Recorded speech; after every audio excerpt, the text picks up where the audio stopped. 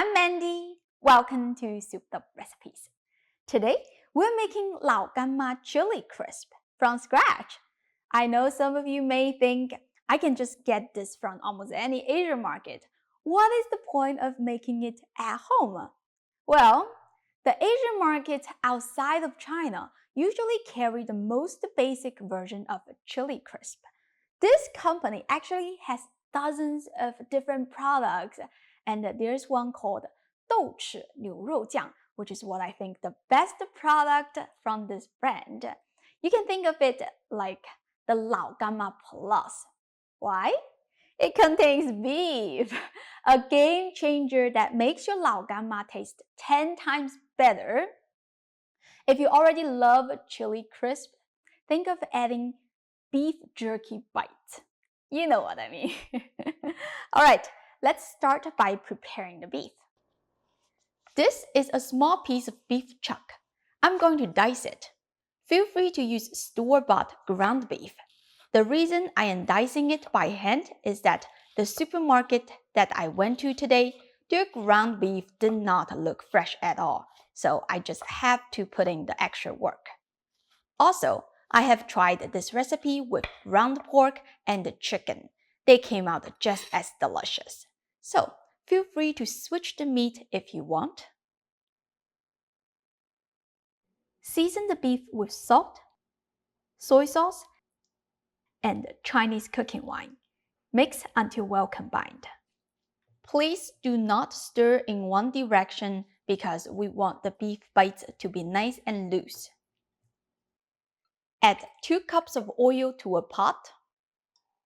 I'm using peanut oil, but any high smoke point cooking oil will work, such as soybean, corn, and sunflower seed oil.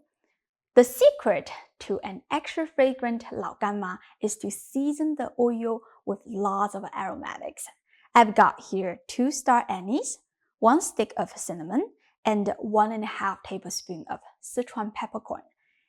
As you can see, I pre-soaked them in hot water for about 20 minutes because if they are dry, they will burn quickly in the oil. A little bit of moisture will allow them to transfer the flavor to the oil without burning. Besides that, I've got here a handful of scallion stalks, a handful of cilantro leaves, half of a purple onion which I sliced thinly, 6 to 8 slices of ginger, and 10 cloves of garlic that I finely minced. We will reserve the garlic on the side and add everything else to the oil.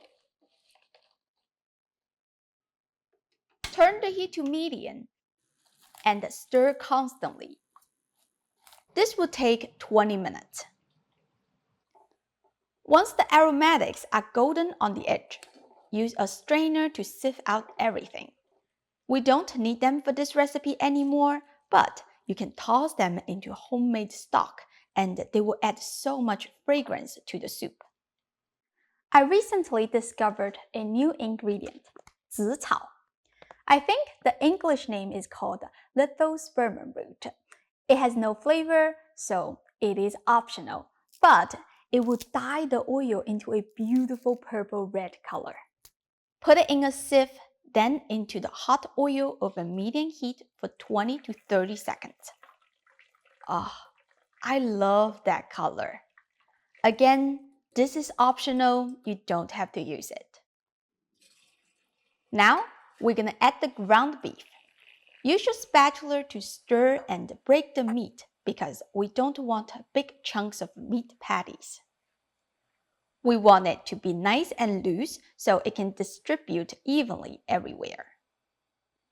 Add the minced garlic and continue to cook over medium heat for 5 minutes or until the garlic is slightly golden. It's very normal to see these foamy bubbles. Do not freak out. I think the garlic is slightly golden now. Let's remove the beef from the pot, leaving the oil behind. Later on, we have to bring the oil to 400 degrees Fahrenheit.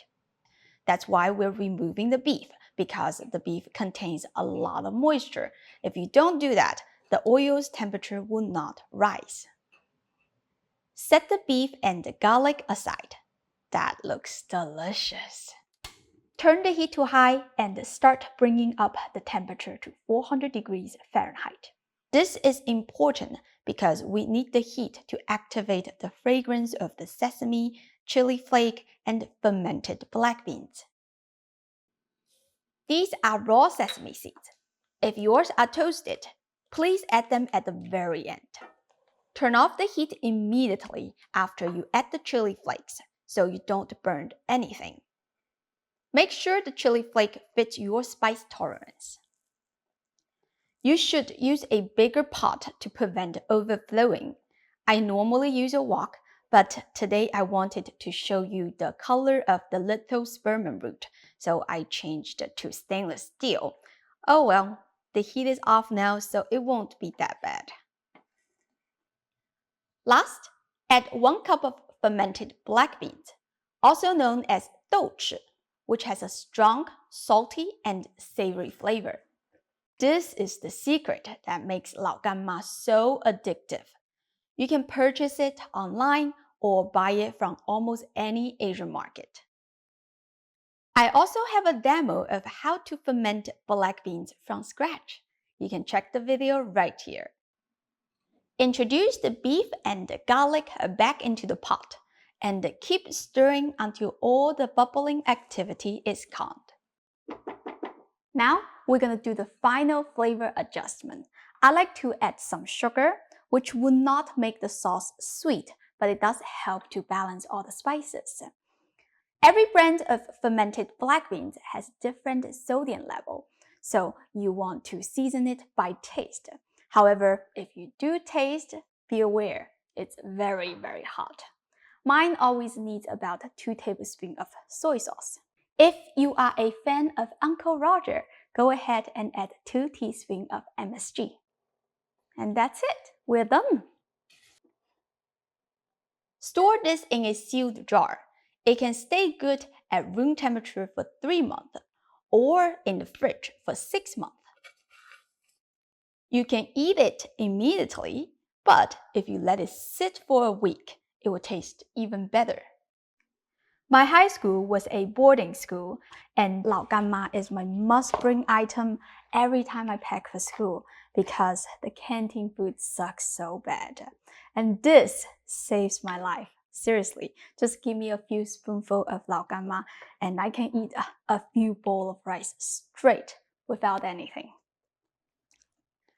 I love eating those tiny bits of beef. They are spicy and flavorful. This tastes so much better than the store-bought.